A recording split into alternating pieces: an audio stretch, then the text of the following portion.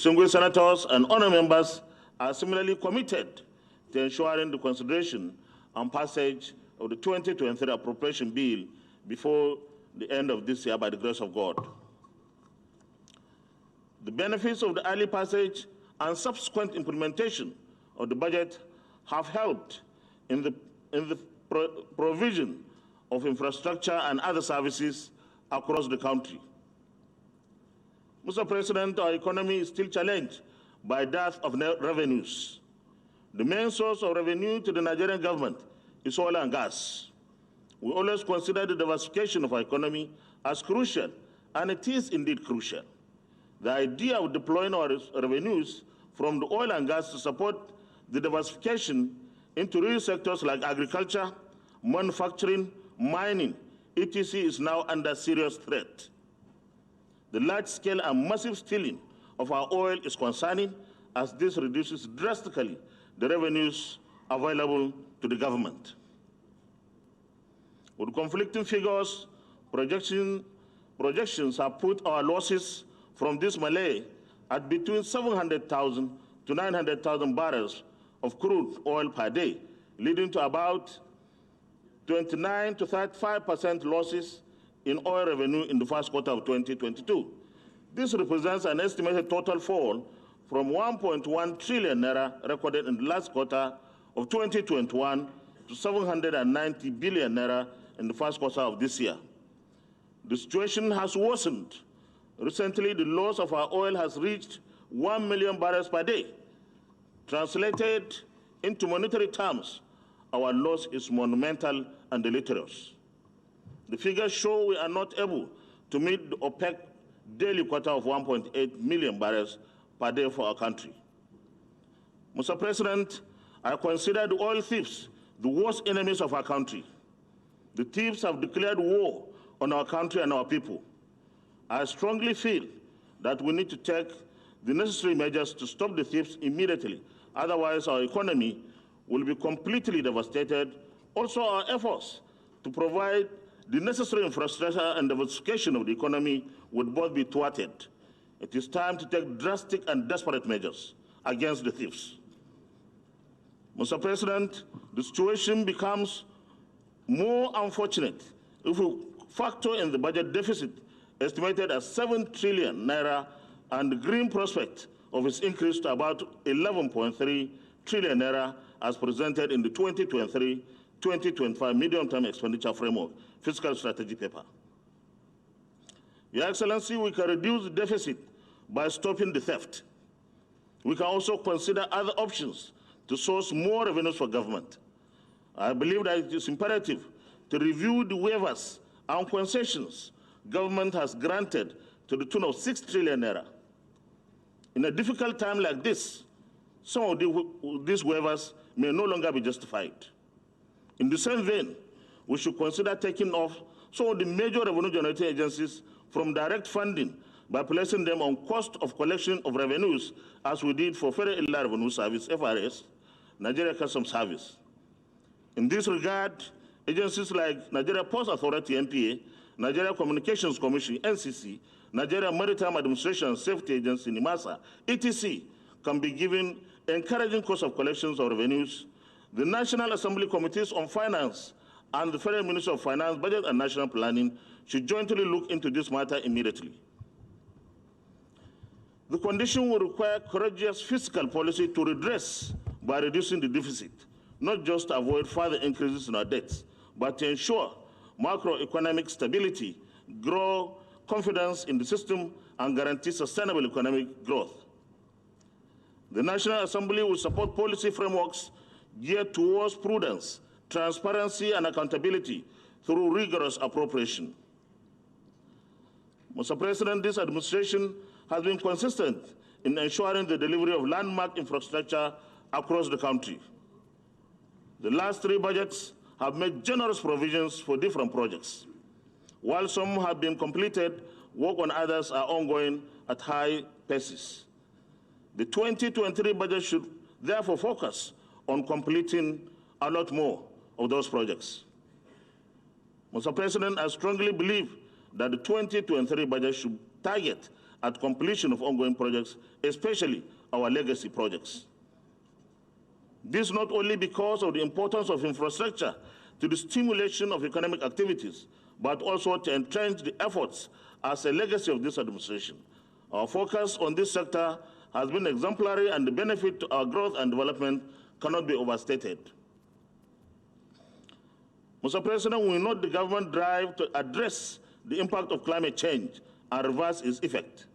Though complicated and dynamic, we should not rest on our oars in dealing with issues like floods, drying wetlands, desertification, and coastline erosions.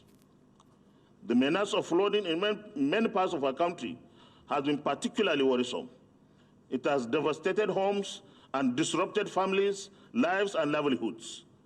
We'll need to take proactive measures to tackle this, and especially manage our dams and other water bodies to curtail the menace of flooding now becoming a national disaster. Our focus and targets should be on how to prevent these annual floods from occurring in the scale that we experience annually. This year, the floods have not only devastated families, but also destroyed our infrastructure, roads particularly. Mr. President, as you may be aware, work on the renovation of the National Assembly has begun in earnest. This is why we are in this temporary facility. Government should ensure timely completion of the renovation of the National Assembly complex because of the significance of this arm of government to good governance and the sustenance of our democracy. Aside from the National Assembly, by the way, Mr. President, let me thank you very much. When we approached you, my brother, the Honorable Speaker, about the need to rehabilitate and renovate this National Assembly complex, you did not waste any time. You gave the marching order to then Chief of Staff, let Abba Kyari, that sources of funds must be identified to immediately start the renovation. Aside from the National Assembly complex and chamber, there are also the National Assembly Service Commission complex, the National Assembly Library, and the National Institute for Legislative and Democratic Studies complex. These projects are integral to the smooth functioning of legislative work, which is why we will need to pay attention to the completion of those projects. Mr. President, from the assessment of the prevailing situation, our security agencies are recording more successes and the situation is improving. In pushing for concerted efforts toward ridding our nation of criminals, the National Assembly will continue to support the executive arm of government in finding permanent solutions to insecurity in our country. Let me, at this point, commend our defense and security forces for working harder. There is still some work to be done, though. Mr. President, be rest assured that the distinguished senators and honored members of the 9th National Assembly will once more begin work on the 2023 budget immediately.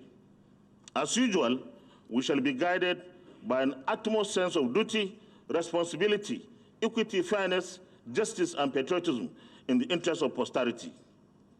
On this note, it is now my singular honor and privilege to invite His Excellency, Mr. President, Commander-in-Chief of the Armed Forces of the Federation, President Muhammadu Buhari, GCFR, to present the 2023 budget estimates to the joint session of the National Assembly. Thank you all for your kind attention. God bless the Federal Republic of Nigeria.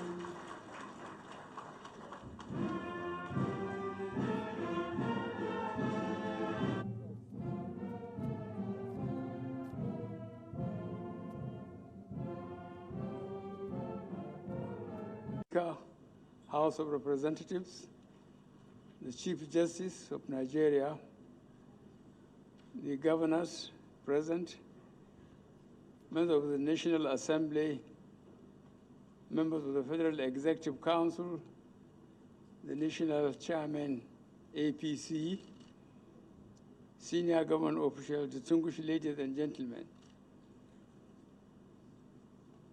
I am very pleased to be here today to present the 2023 budget proposals at this joint session of the National Assembly.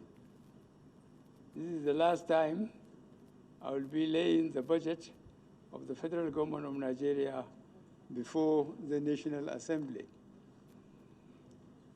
Mr. President, Mr. Speaker, as I address this joint session on the budget for the last time, let me highlight some of the progress that we have made in the last 7.5 years in just two important areas of critical infrastructure and good governance. We have made transformational investments in infrastructure, notably establishing the Infrastructure Corporation of Nigeria in 2021, seed capital of 1 trillion naira from the Central Bank of Nigeria, the Nigerian Sovereign Investment Authority, and the Africa Finance Corporation. Leveraging finance through the Nigerian Sovereign Investment Authority into Presidential Infrastructure Development Fund to facilitate the accelerated completion of the second Niger Bridge, Lagos-Ibadan Expressway, and Abuja-Kano Road. C, through the Road Infrastructure Tax Credit Scheme pursuant to Executive Order Number 7 of 2019, incentivized responsible companies to invest billions of naira in constructing over 1,500 kilometers critical roads in key economic corridors. Under this scheme, the Dangote Group has substantially completed the reconstruction of 34 kilometers Apapa, Aworo, Koshoki, Ojota Expressway and the 43 kilometers of Bajana Kaba Road. Similarly, Nigerian LNG Limited is on track to complete the 38-kilometer Bodo Boni Road and Bridges project by the end of 2023. Investing significantly to restore our national railways, completing the commissioning the 156-kilometer Lagos-Ibadan standard gauge rail and its 8.72-kilometer extension to Lagos Port, the 186-kilometer Abuja-Kaduna standard gauge rail, and 327-kilometer Itape-Wari standard gauge rail.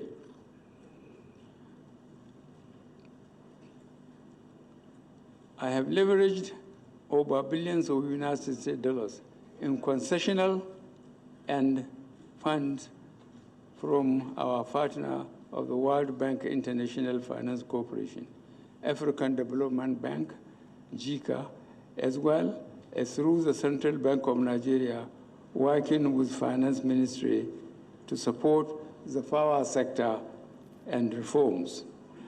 The Central Bank has also been impactful in intervention to roll out over 1 million meters to on-grid consumers, creating much-needed jobs in assembly and installation. Our financing interventions have recently been complemented with the takeover of 4 electricity distribution companies and the constitution of the board of the Nigerian Electricity Liability Company. On the generation side, we have made significant investments in the incremental 4,000 megawatts of power generating assets, including Zingeru Hydro, Kashimbila Hydro, Afam 3 Fast Power, Kudenda Kaduna Power Plant, the Opai Phase 2 Plant, the Dangote Refinery Power Plant, and others. Our generation efforts are making the transition from a reliance on oil and diesel to gas as a transitional fuel, as well as environmentally friendly solar and hydro sources. Under the Energizing Education Program, we have commissioned solar and gas power solutions at federal universities and teaching hospitals at Kano, Ebonyi, Bauchi, and Delta states. Similarly, our Energizing Economies program have taken clean, sustainable power solutions to the Sabongari market in Kano, Ariria market in Aba, and Sura shopping complex in Lagos. In terms of good governance, one significant challenge this administration met at our inception was the inability of successive governance to institutionalize reforms to ensure their sustainability. We inherited an archaic set of corporate, banking, and capital market laws, draft but unenacted bills to reform the critical petroleum sector, and unimplemented Orosanye white paper to reform our civil service, among others. I was therefore committed at the onset of this administration's good governance and fighting corruption reforms to focus on the much neglected area of law reforms to bequeath a better legacy to the succeeding administration than the one we met. Our innovative, encompassing, and historically significant legislative interventions include a critical corporate and financial laws to enhance our country's global competitiveness, including the repeal and reenactment of Companies and Allies Matters Act 2020, the first comprehensive reform since 1990, enacting the Federal Competition and Consumer Protection Commission Bill, the first legislation in Nigeria's history focused on curbing anti-competition practices, establishing the Federal Competition and Consumer Protection Commission, repealing and re-enacting the Banks and Other Financial Institutions Act 2020, enacting the Asset Management Corporation of Nigeria Amendment Acts of 2019 and 2021, enabling the Credit Reporting Act 2017 and Secured Transactions in Movable Assets Act 2017, to mention our major legislative interventions. Fundamental anti-corruption and anti-money laundering and financial intelligence laws, such as the Nigerian Police Act 2020, being the first comprehensive reform of police legislation since the Police Act of 1943. The Nigerian Financial Intelligence Unit Act 2017, which resolved the long-standing impediments to Nigeria's full participation in the global efforts to combat illicit financing of terrorism and crime under the auspices of the Global Egmont Group. The Money Laundering Prevention and Repression Act 2022, the Terrorism Prevention and Prohibition Act 2022, Proceeds of Crime Recovery and Management Act 2022, Mutual Assistance in Criminal Matters Act 2019, Nigerian Correctional Services Act 2019, Suppression of Piracy and Other Maritime Act 2019, amongst others. Historic reforms to our constitutional and other public laws, including the first ever amendment to the Constitution of the Federal Republic of Nigeria to support the engagement of young persons in our politics by passing not too young to run legislation, as well as to improve the funding and independence of state legislatures and judiciaries, and acting overdue reform through the Electoral Act 2022. Finally, enacting into law the Petroleum Industry Act 2021, after close to 2 decades of drastic debates, and delays leading to the commercialization of NNPC Limited and other much-needed reforms to our energy sector. This important law also complements other landmark legislations, such as the Deep Offshore and Inland Basin Production Sharing Contract Act 1993, Amendment Act 2019, to increase oil and gas revenues accruing to the Federation.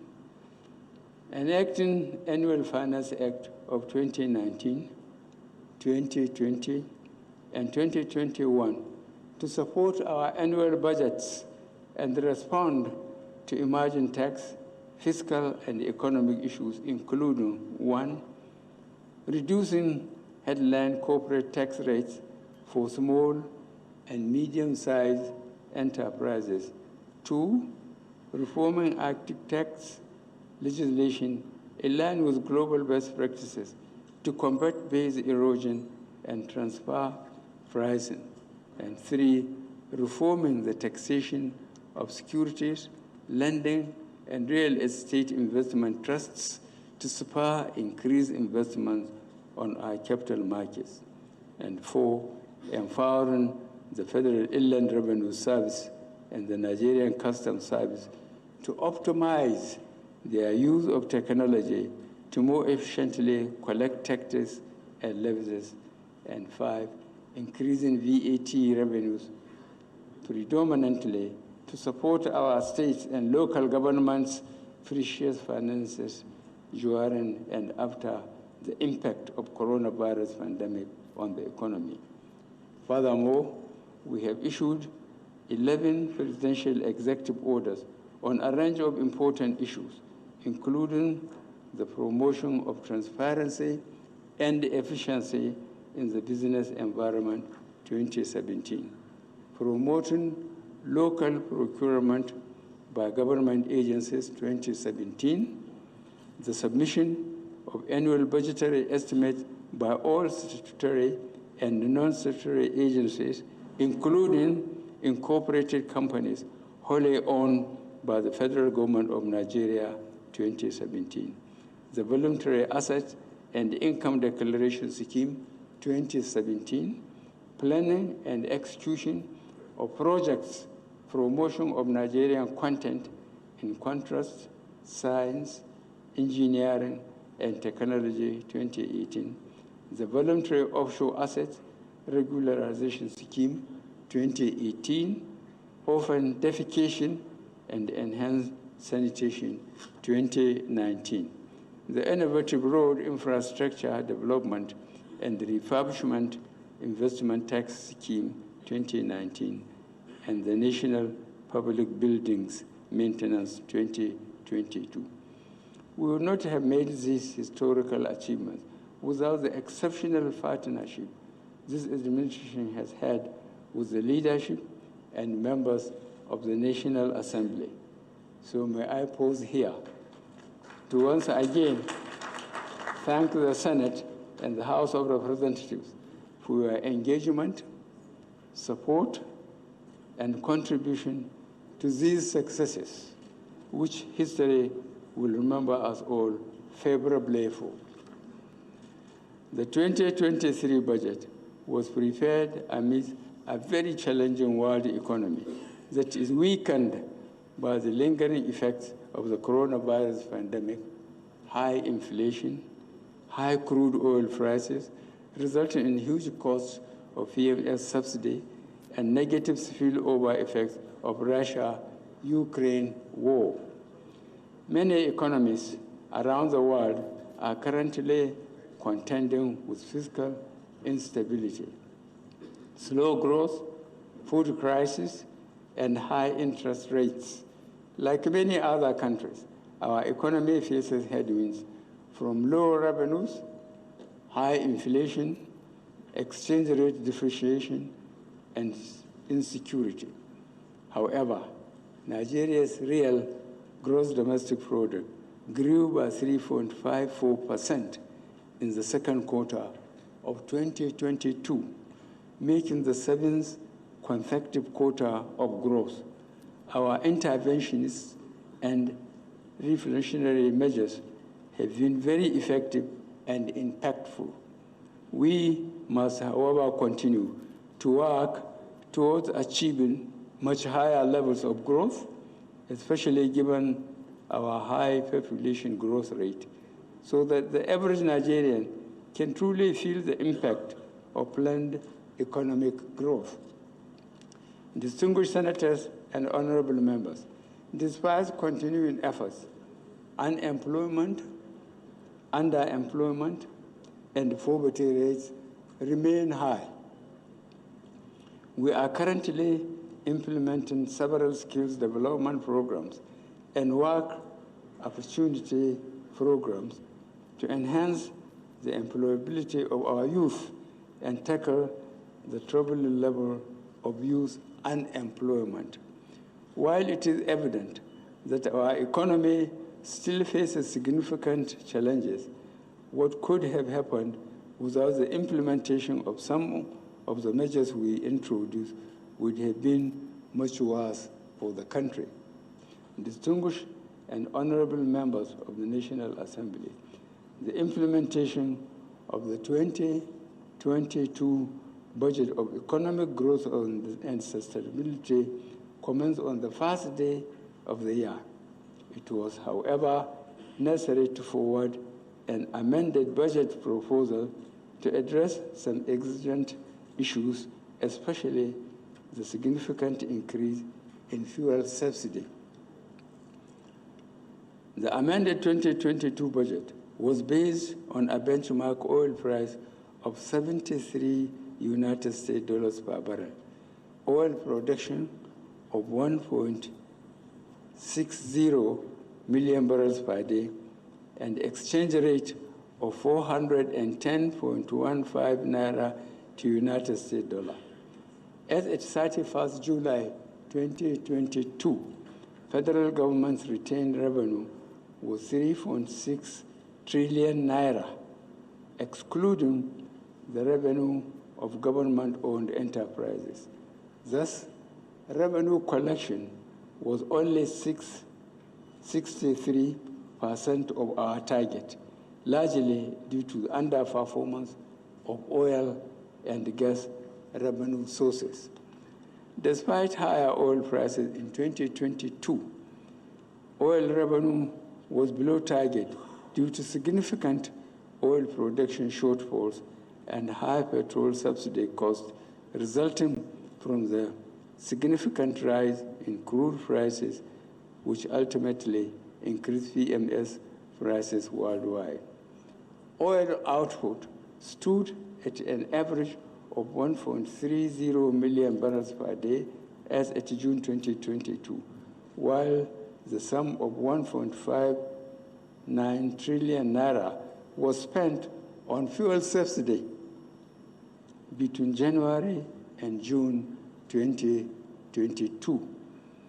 The NNPC, working in collaboration with security and other relevant agencies, is putting in place additional measures to curb the incidence of pipeline vandalism and crude oil theft in order to meet our crude oil production quota. On the expenditure side, the sum of 8.29 trillion naira had been spent by July 31st, 2022, out of the total appropriation of 17.32 trillion naira. Despite our revenue challenges, we have consistently met our debt service commitments. Staff salaries and statutory transfers have also been paid as and when due. Total non-debt recurrent expenditure in January to July 2002 was 3.24 trillion naira, of which 2.87 trillion naira was for salaries, pensions, and overheads. A total of 3.09 trillion naira was spent on debt service obligations during the period. Furthermore, about 1.48 trillion naira had been released to MDAs for capital expenditure as at the end of July 2022.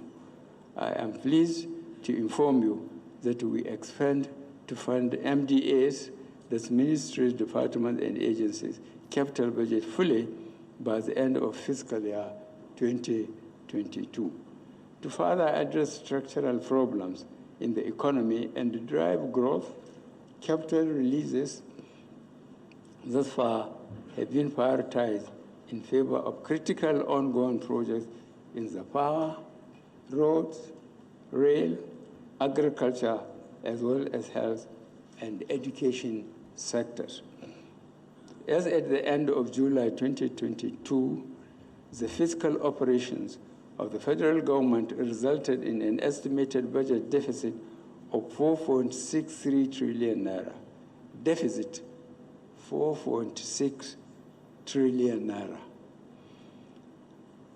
This represents 63% of the estimated deficit for the full year.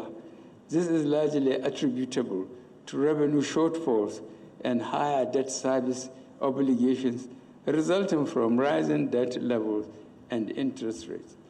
The deficit was mainly financed through domestic borrowing amounting to 4.2 trillion naira.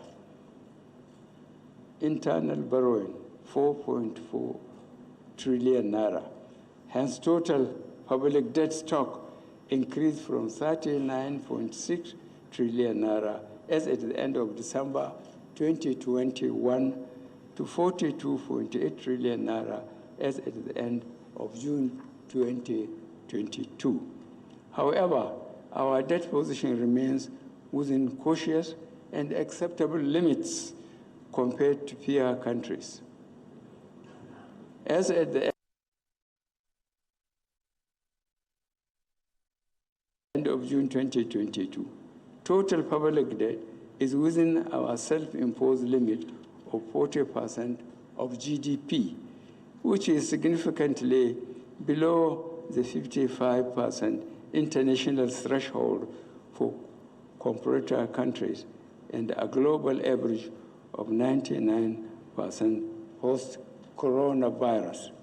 Nonetheless, our debt service to revenue ratio needs close attention. The current low revenue performance of government as reflected in the low revenue to GDP ratio of just about 8%. Our medium-term objective remains to raise this ratio to 15%, at which the debt service to revenue ratio will cease to be a concern. Mr. Senate President, and Right Honorable Speaker, revenue shortfalls remain the greatest threat to Nigeria's fiscal viability. We have therefore accelerated efforts towards ensuring that all taxable Nigerians declare their income from all sources and pay taxes due to the appropriate authorities. We are also monitoring the internally generated revenue of ministries, departments, and agencies to ensure they are appropriately accounted for and remitted to the Consolidated Revenue Fund. The 50% cost-to-income ratio in the Finance Act 2020 has significantly improved operating surplus remittances by government-owned enterprises. I therefore solicit the continuing cooperation of the National Assembly in enforcing the legal provision and other prudential guidelines imposed on the government-owned enterprises during the consideration of the budget proposals of the government-owned enterprises. I am happy to report that the revenue collection and expenditure management reforms we are implementing are yielding positive results, with recent significant improvements in non-oil revenue performance. However, while we continue to implement revenue administration reforms and improve our collection efficiency, We urgently need to find new ways of generating revenue. As we seek to grow our government revenues, we must also focus on the efficiency of utilization of our limited resources. Critical steps we are taking include immediate implementation of additional measures towards reducing the cost of governance and the discontinuation of fuel subsidy in 2023 as announced earlier. We are, however, mindful of the fact that reducing government spending too drastically can be socially destabilizing, and so we'll continue to implement programs to support the more vulnerable segments of the society. Petrol subsidy has been a recurring and controversial public policy issue in our country since the early 80s. However, its current fiscal impact has clearly shown that the policy is unsustainable. As a country, we must now control this issue, taking cognizance of the need to provide safety nets to cushion the attendant effects on some segments of society. Over the last year, this administration has implemented several priority projects. Our focus has been on the completion of key road and rail projects, the effective implementation of power sector projects, the provision of clean water, construction of irrigation infrastructure and dams across the country, and critical health projects such as upgrading primary health care centers across the 6 geopolitical zones. We have also gone further on the implementation of several power generation, transmission, and distribution projects, as well as off-grid solutions, all aimed towards achieving the national goal of optimizing power supply by 2025. In the determination to ramp up grid electricity supply to at least 7,000 megawatts by 2024, we have procured purpose-built critical power equipment under the Presidential Power Initiative with Siemens, as we promised. These projects will have multiplier effects on the economy. Under the road infrastructure tax credit scheme, we are undertaking the construction and rehabilitation of about 2,000 kilometers of roads and bridges nationwide to be financed by the grant of tax credits to investing primary companies. As I have mentioned earlier, we have made appreciable progress in the rehabilitation and reconstruction of key road networks like the Lagos-Ibadan Expressway, Abuja, Kaduna, Kano Expressway, and the East-West Road in Niger Delta. Work has also reached completion stage on the Apapa Oworo-Kosoki Expressway, Loko-Oweto Bridge, and the second Niger Bridge. We hope to commission these projects before the end of our tenure in 2023. Furthermore, we have awarded several contracts to rehabilitate, reconstruct, and construct major arterial roads to reduce the hardship to commuters and increase economic activity. Regarding personnel costs, we have extended the coverage of the integrated payroll and personnel information system to all ministries, departments, and agencies to automate personnel records and the process by which salaries are paid and eliminate the incidence of ghost workers.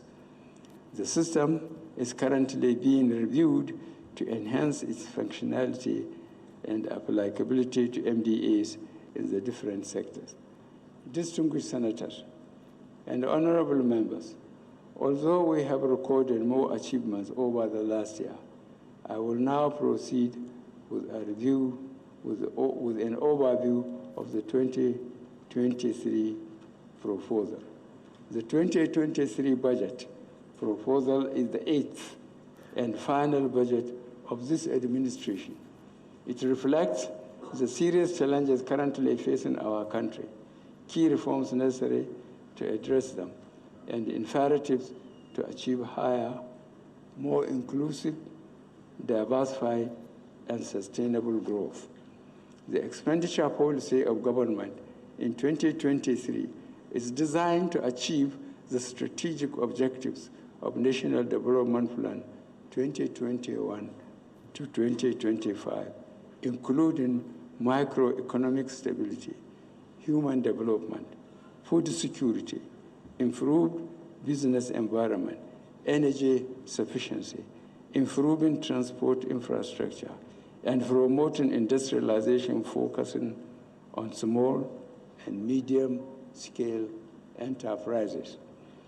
Against the backdrop of the challenging global and domestic economic environment, it is imperative that we strengthen our microeconomic environment and address subsisting challenges as a country.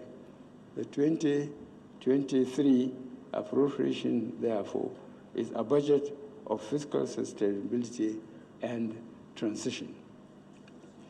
Our principal objective in 2023 is to maintain fiscal stability and ensure smooth transition to the incoming administration.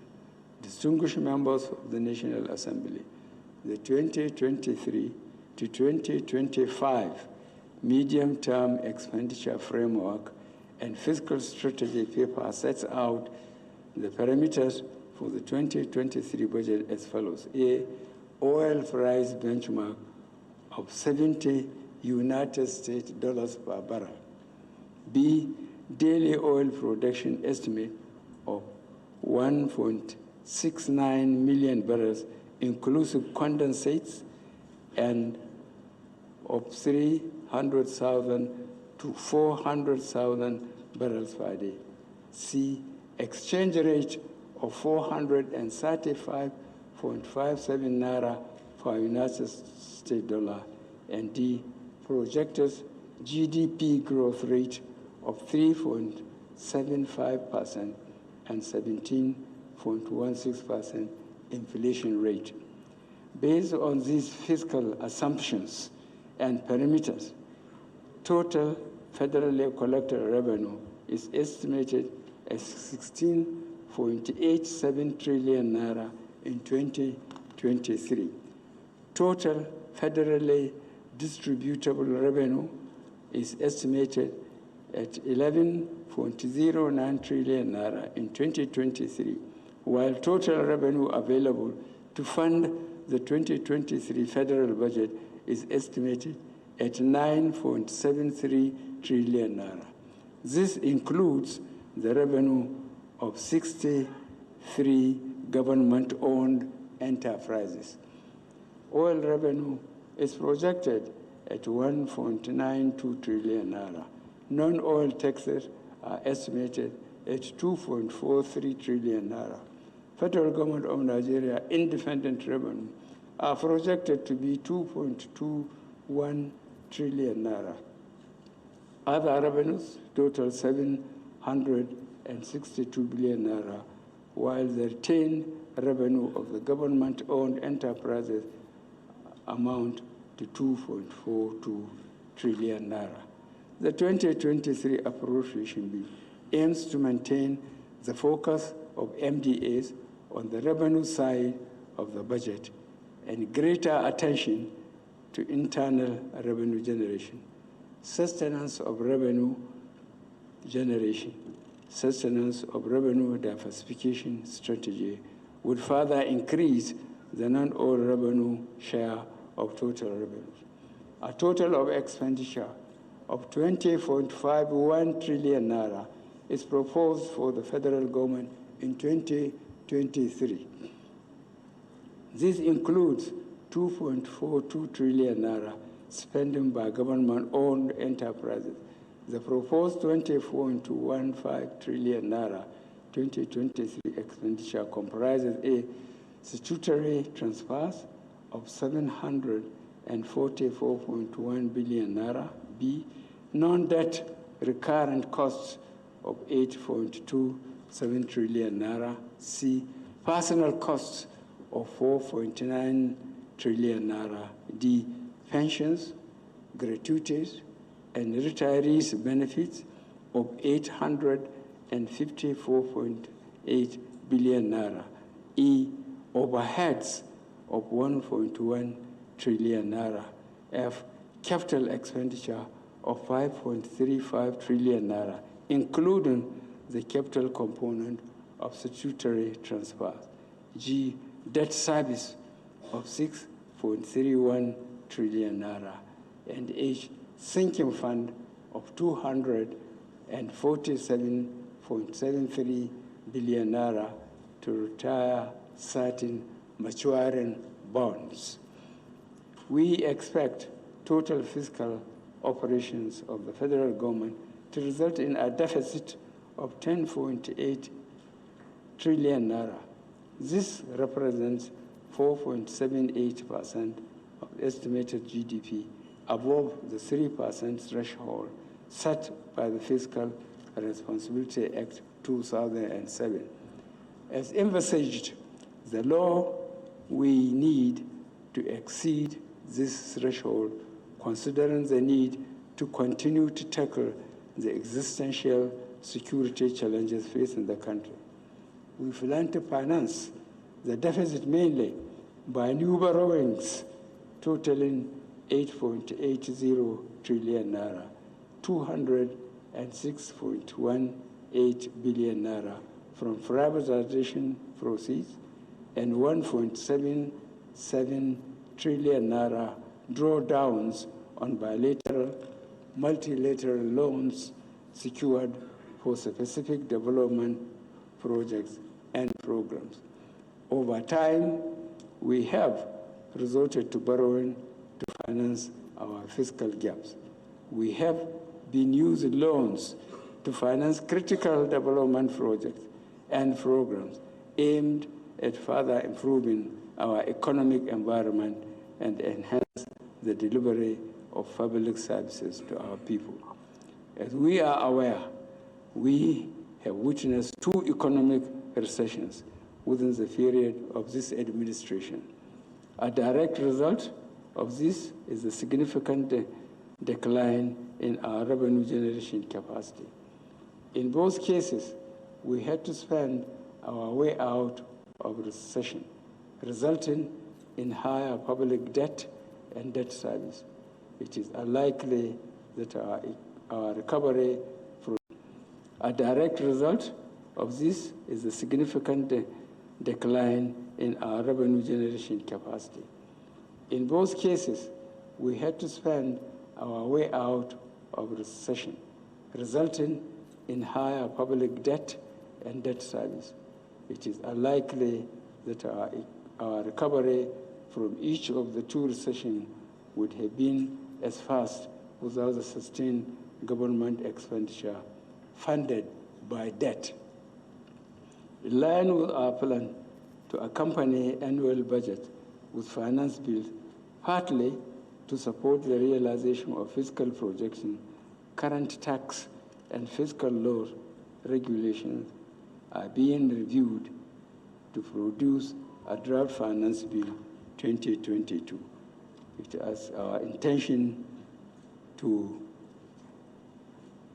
is our intention that once ongoing consultations are completed, the Finance Bill 2022 would be submitted to the National Assembly to be considered alongside the 2023 Appropriation Bill.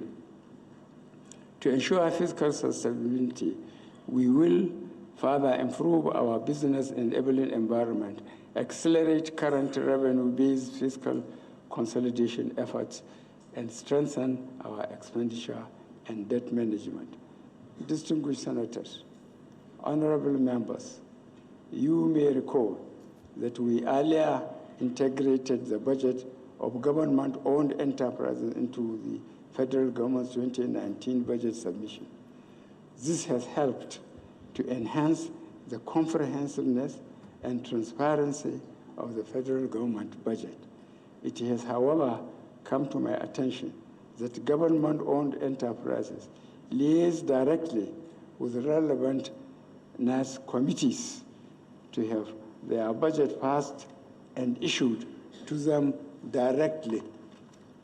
I would like to implore the leadership of the National Assembly to ensure that the budget I lay before here today, which includes those of the government-owned enterprises, be returned to the presidency when passed. The current practice, where some committees of the National Assembly purport to pass budgets for government-owned enterprises, which are at variance with the budgets sanctioned by me, and communicate such directly to the MDAs, is against the rules and needs to stop, please.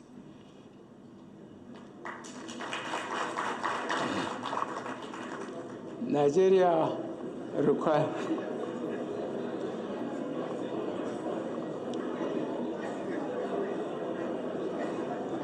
okay.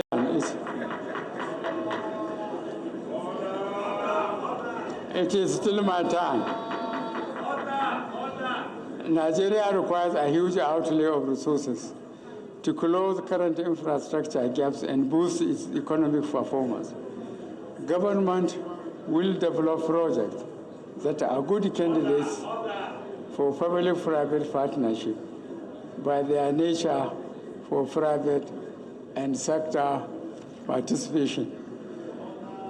Distinguished senators, honorable members, ladies and gentlemen, over the course of this administration, we have embarked on a number of reforms in the public finance management space.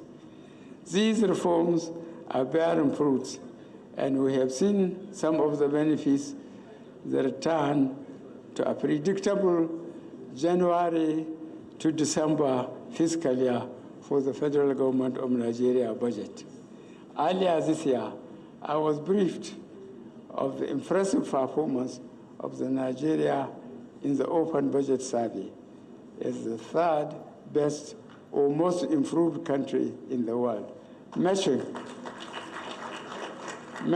the global average score in budget transparency and exceeding the global average in public participation. I commend the Budget Office of the Federation and the Supervising Ministry of Finance and National Planning, the National Assembly leadership, the relevant appropriation and finance committees, as well as non-state actors who have worked tirelessly in pushing for greater transparency and accountability in our budget process. We need to sustain and institutionalize the gains of these reforms. To this end, I have directed the Minister of Finance, Budget and National Planning to immediately work on mainstreaming these reforms and work with the National Assembly on passing an organic budget law, which I hope to assent to before the end of this administration. The government notes with dismay the crisis that has paralyzed activities in the public universities in the country. We expect the staff of these institutions to show a better appreciation of the current state of affairs in the country. In the determined effort to resolve the issue, we have provided a total of 470 billion naira in the 2023 budget from our constrained resources for revitalization and salary enhancements in the tertiary institutions. Distinguished senators and honorable members, it is instructive to note that today, government alone cannot provide the resources required for funding tertiary education. In most countries, the cost of education is jointly shared between the government and the people, especially at the tertiary level. It is imperative, therefore, that we introduce a more sustainable model of funding tertiary education. The government remains committed to the implementation of agreements reached with staff union within available resources. This is why we have remained resolute that we will not sign any agreement that we would be unable to implement. Individual institutions would be encouraged to keep faith with any government reached in due course to ensure stability in the educational sector. Government is equally committed to improving the quality of education at other levels. Recently, we implemented various incentives aimed at motivating and enhancing teachers' development in our schools. In the health sector, the government intends to focus attention on equipping existing hospitals and rehabilitating infrastructure. Emphasis will also be on local production of basic medicines and vaccines. As human capital is the most critical resource for national development, our overall policy thrust is to expand our investment in education, health, and social protection. To harness the potentials of all Nigerian women and enable them to productively contribute to the economy, we will continue to prioritize women's empowerment programs across various MDAs in 2023. Government is very concerned about the high food prices in the country. Various measures are being implemented to address the structural factors underlying the issue. We will also step up current efforts aimed at boosting food production and distribution in the country. You will recall our efforts in improving production of fertilizer, rice, maize, cassava, among other initiatives. Government is not unaware of the challenges confronting the manufacturing sector. We will ensure effective implementation of policy measures aimed at positioning the manufacturing sector to generate more foreign exchange in the near future. We are also committed to improving the business environment to stimulate local and foreign investment. We ratified the Safe Schools Declaration in 2019. We remain committed to the effective implementation of our Safe Schools policy. A total of 15.2 billion naira has been specifically provided in the 2023 budget to scale up current measures to provide safer and conducive learning environment in our schools. The government remains firmly committed to the security of life, property, and investment across the country. Accordingly, defense and internal security continue to be accorded top priority in 2023.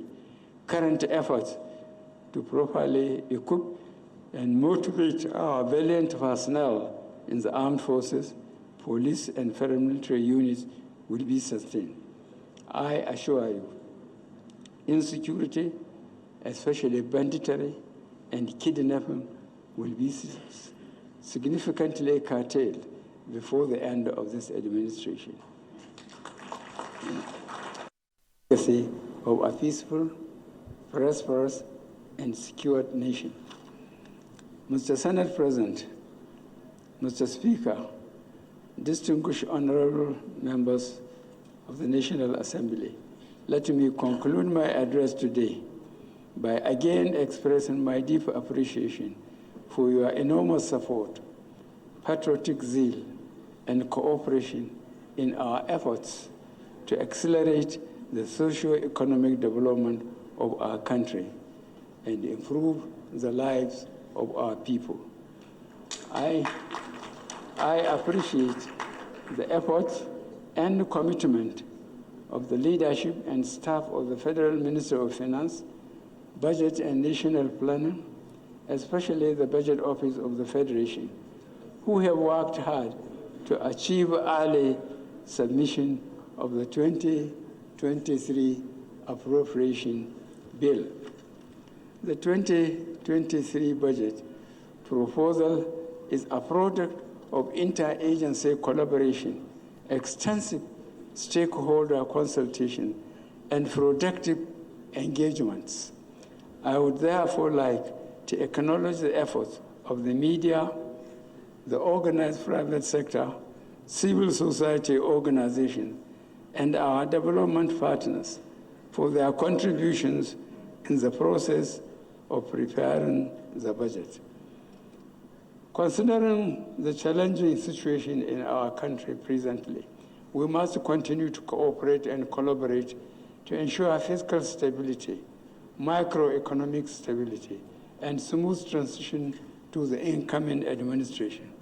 This administration remains resolutely committed to our goals of improving the living standards of our people and effective delivery of public services. Distinguished and honorable members of the National Assembly, although no single government can solve all the problems of a country during its own tenure, I have no doubt that you share our aspiration that the 2023 transition budget is designed to address critical issues and lay a solid foundation for the incoming administration. Excuse me. It is with great pleasure, therefore, that I lay before this distinguished joint session of the National Assembly the 2023 proposal of the Federal Government of Nigeria. I thank you most sincerely for your attention. God bless the Federal Republic of Nigeria.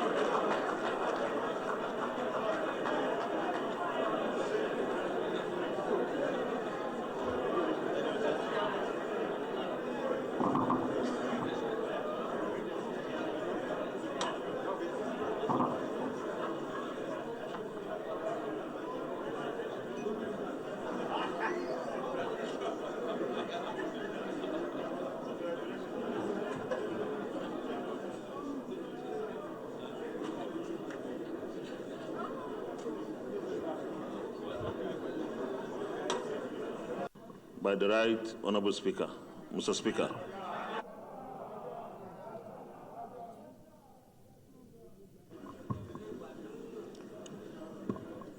His Excellency Muhammadu Buhari, GCFR President and Commander-in-Chief of the Armed Forces, Federal Republic of Nigeria, His Excellency Professor Yemi Oshibajo, Senior Advocate of Nigeria at GCON and Vice President of the Federal Republic, the Chief Justice of the Federation, Deputy President of the Senate and Deputy Speaker of the House of Representatives, principal officers of both the Senate and the House, distinguished senators and honorable members of the House of Representatives,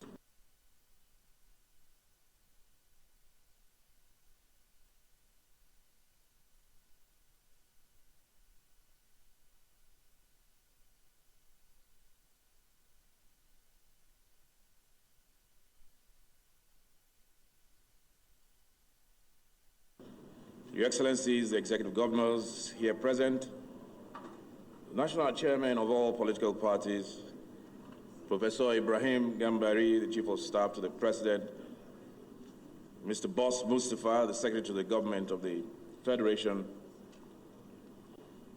please allow me at this point to adopt the remainder of the protocol as already established by the Senate President.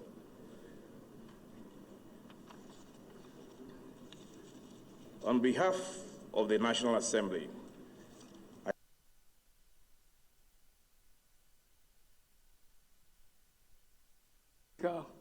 House of Representatives, the Chief Justice of Nigeria,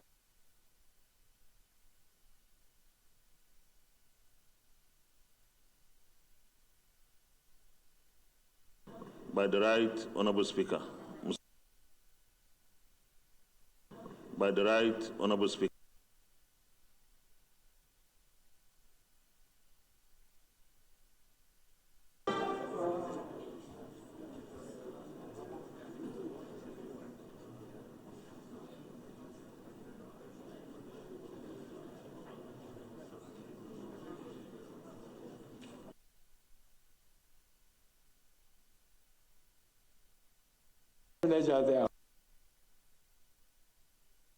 By the right Honorable Speaker.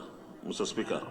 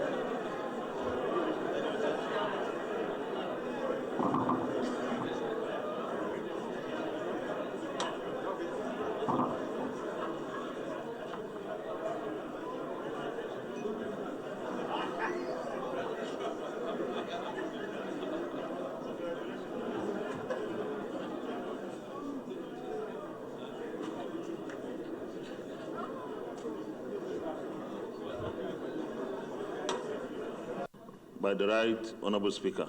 Mr. Speaker.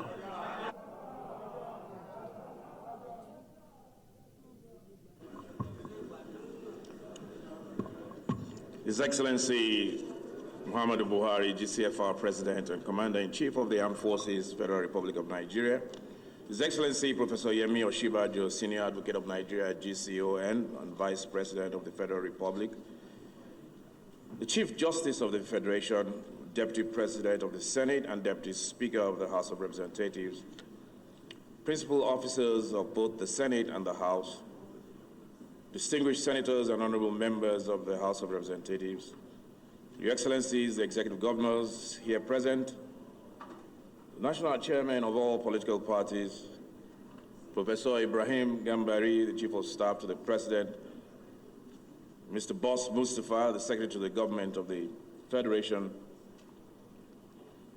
please allow me at this point to adopt the remainder of the protocol as already established by the Senate President.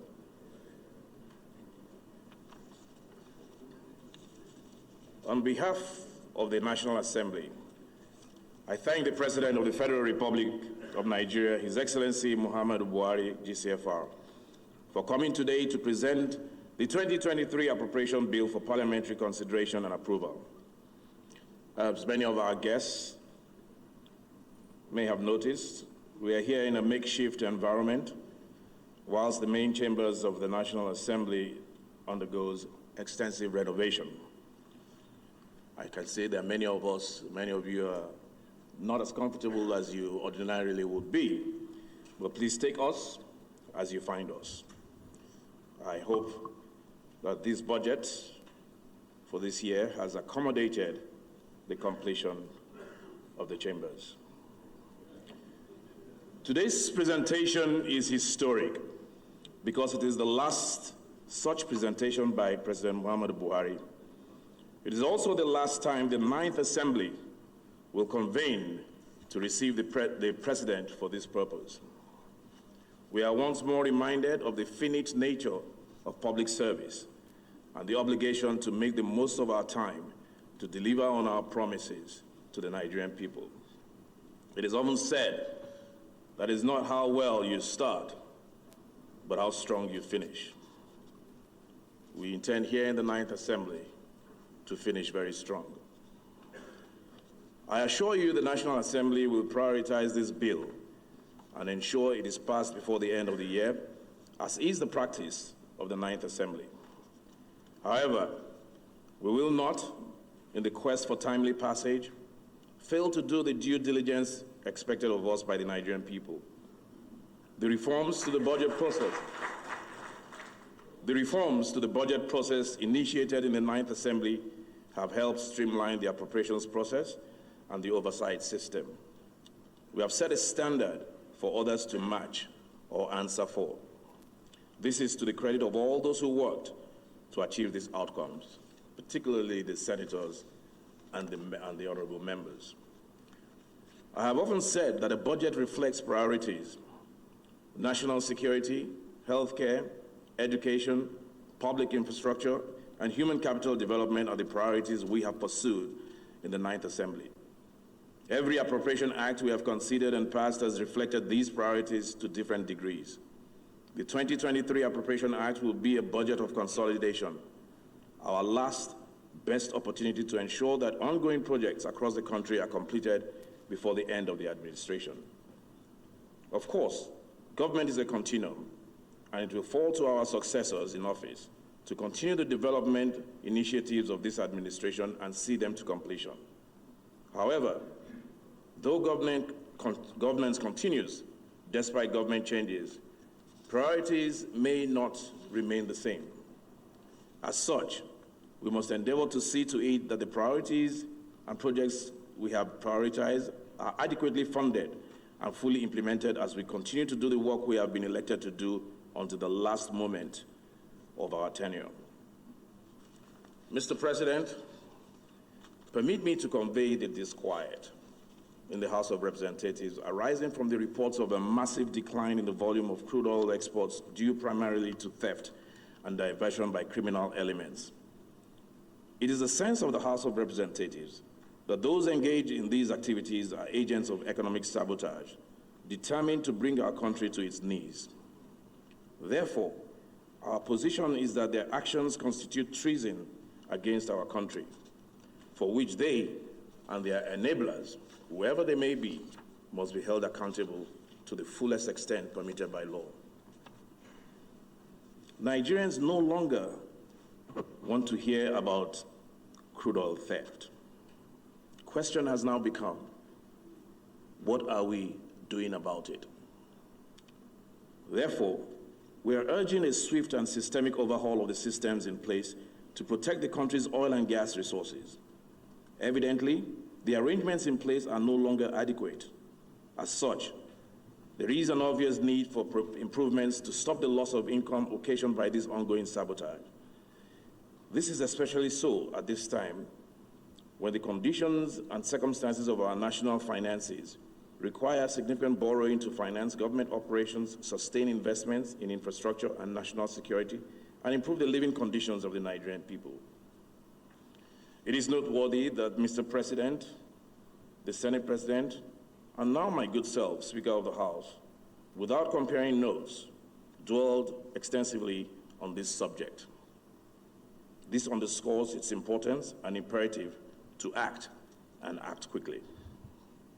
As we consider the 2023 appropriation bill, I wish to remind the heads of ministries, departments, and executive agencies that the National Assembly expects thorough accounting for previous appropriations, disbursements, and expenditures. Where such accounts are not forthcoming, we will demand them. And we will exercise the full authority of Parliament to hold to account those who fail to provide the records we need to make informed decisions on the appropriation bill. This is a priority for us as we wind down and begin compiling our service records for history and as a guide to those who will continue from where we stop. Just as the Ninth Assembly has reformed the appropriations process to ensure timely budget passage, we also intend to leave a legacy of transparency and accountability as a standard for the future. I thank His Excellency, President Muhammadu Buhari, GCFR, the Vice President, Professor Yemi Osinbajo, Secretary to the Government of the Federation, Mr. Boss Mustafa, the Budget Office, honorable ministers, and all those who contributed to drafting this appropriation bill. The National Assembly will build on your efforts to deliver an appropriation act that provides real solutions to national problems, unlocks economic potential, secures our country, and brings a future we can all look forward to and be proud of. Finally, let me appreciate the clerk to the National Assembly, Architect Olatunde Ojo, and the entire management and staff whose efforts have made this joint session a resounding success. May God keep and guide us all, and God bless our Federal Republic.